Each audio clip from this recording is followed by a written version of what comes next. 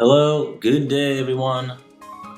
This is our second day of the Prelude event to the anniversary, the second anniversary. We have some news to go over today. Should be interesting. But first, let's see what we have.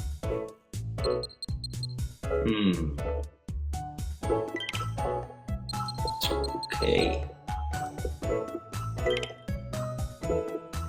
Slumbering is good. I do want to find a good Quaxley, one with leaks. So that gives us better chances, even though it's semi-balanced anyway. Okay, 5 spawns. I am using a good camp ticket, which means I do have 6 and at least 1 guaranteed hungry. And what do you know? Already we see 2 Quaxley, a Sprigatito, a Crocolore, excuse me, and what else? No new sleeping styles, but that's okay.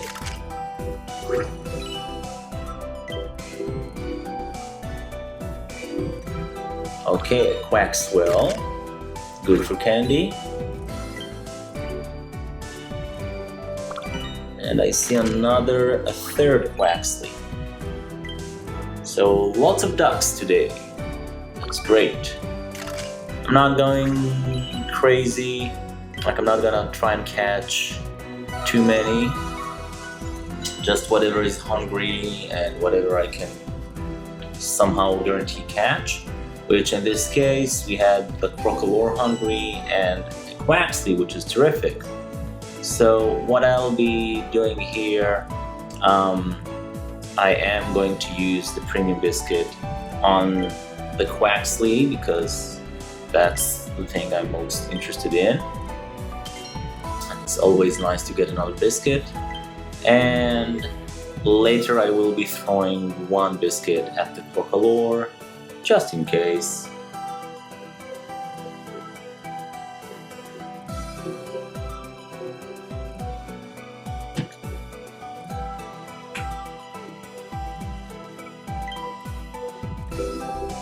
I wonder if, I've seen some reports that people see a lot of the Paldean starters, which is good. That's what you're supposed to be seeing.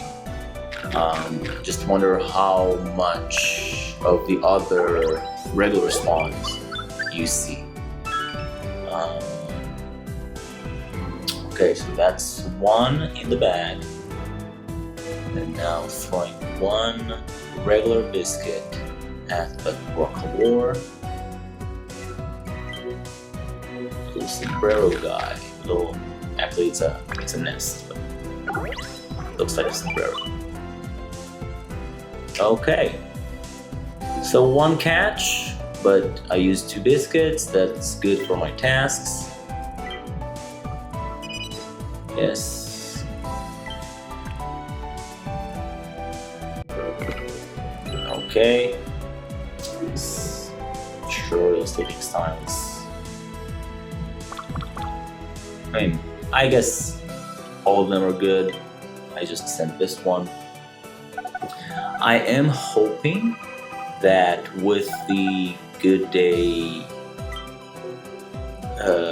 event, Good Sleep Day, coming later this week, I might be able to get some new sleeping styles. Quaxley Lax, ABC, it's not what I'm looking for, but it doesn't matter because the sub skills are not great. So I'm not going to be saving this one. I'm going to be using it. I do have a really good Quaxley. Unfortunately, it's ABA. So if I ever want a bean farmer that produces some leaks, that could work, but I don't really have any need for it now. Anyway, I forgot what I was saying before. Doesn't matter. Okay. I keep breaking the sleeping points. I do want to buy both main skill seeds and one sub skill seed eventually, but no rush yet. My Cresselia is doing great this morning,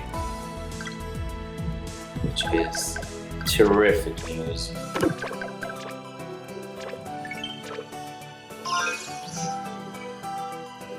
That's what we want to see from our healer.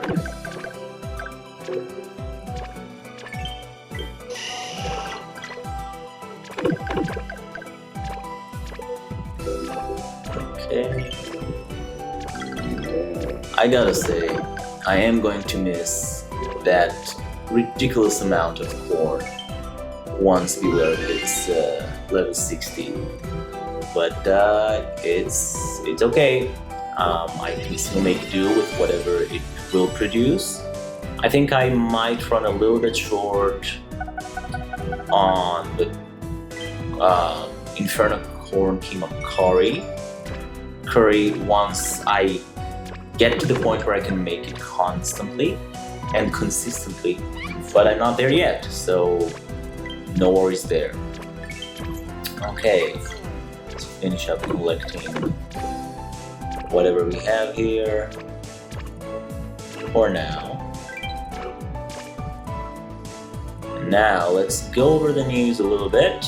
We have quite a bunch, starting with the general details about our new Pokemon. So we do know that we have the 3 Hoenn starters. As we can see, Torchic will become eventually a fighting type already when we evolve it to Combusken, and Mudkip will become ground type, which is assuming and hoping that they are going to be good, will be great news for ground types because they are abysmal at the moment. We don't have too many options, and those are not too great. Sad to see that Snowdrop Tundra doesn't get any love for this event. It's honestly shocking.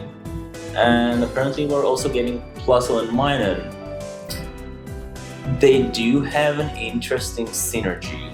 They get new skills that we go over here.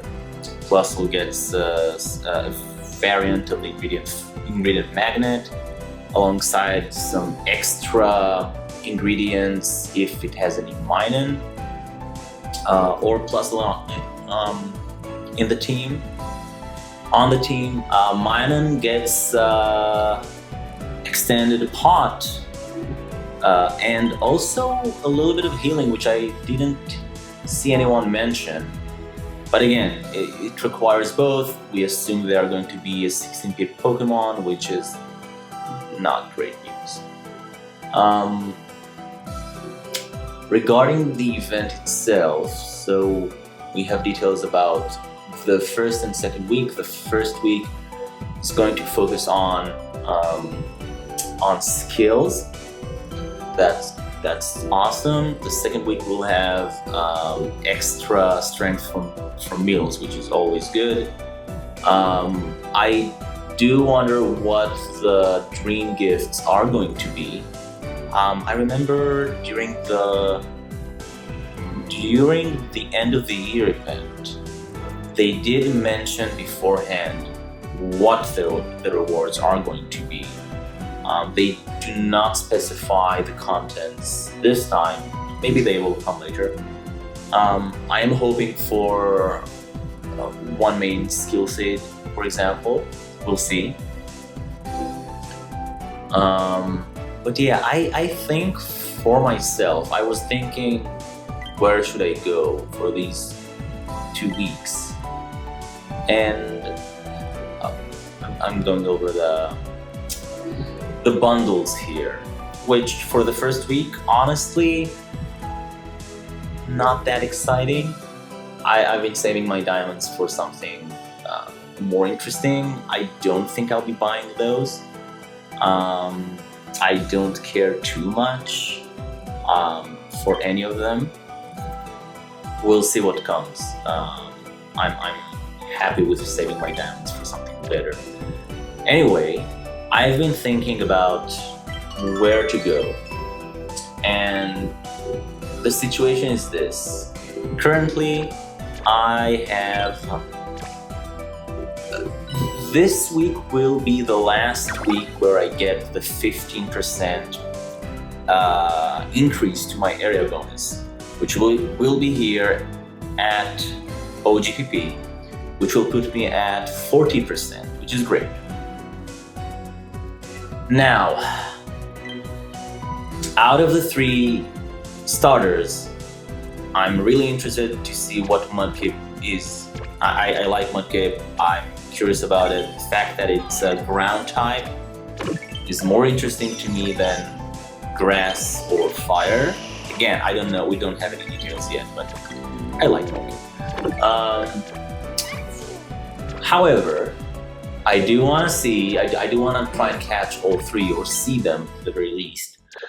What I think I'll be doing is, I think for the first week, I'll be staying at OGPP. That will help me increase my area bonus by 5% more. And I am, we can see Trico, as well as Plusle and Minun, just for deck's sake. Honestly, unless they're hungry, I'm not gonna bother with them. But then also, I want to stay at OGPP because I want to get as many dream shards. Again, this week is great for dream shards. I want to get more dream shards at OGPP because on the second week of the event, we do also have another limited candy boost. And that costs dream shards. So to maximize my yield, I think it would be wise to stay for another week here, increase my area bonus, and then on the second week, because if I decide to stay here, then for the second week I will probably go to Cyan Beach, which will show, well, it should have both Mudkip and Torchic, and that covers all new spawns, all new Pokemon. And I think that would be the smartest thing for me to do. My general goal in terms of area bonus and what to do with it, I already maximized Lapis Lakeside. I want to maximize OGPP next. And after that, I want to go back to Greengrass, maximize that. And then I have some spillover in the other 3 islands, because I had a spillover once from, I think it was OGPP. No, Greengrass, sorry. So to fix that, I need to manage my spillover between those remaining 3. And that means I must make sure that I don't have any other islands that get spillover. Anyway, long story short, that's the general plan. As long as I don't get any, as long as I am able to fix that before the new island comes, which should be the case. Yeah, I should be fine. Anyway, so the plan is maximize OGPP, then maximize Greengrass. That will also allow me to unlock the Master 18 at Greengrass for the expert mode. And yeah, I mean, no rush, honestly. I'm in no rush to do the expert mode anyway. Mighty Ware. So close. I decided, yeah, why not? I'll use the 2 candies. I'm a little bit impatient, I know. But that means that tomorrow I will get it to level 60 and unlock eggs for myself for the first time, which should be interesting. This gives me some thought regarding what to cook, especially on the second week. I don't know yet. I want to do something with eggs, but that means weaker meals, at least in the beginning. But Cyan Beach, it should be fine. So that's another reason. That's I think it's a good trade-off between the extra strength for meals. But that's pretty much it. That's it for today. Have a wonderful day and see you next time.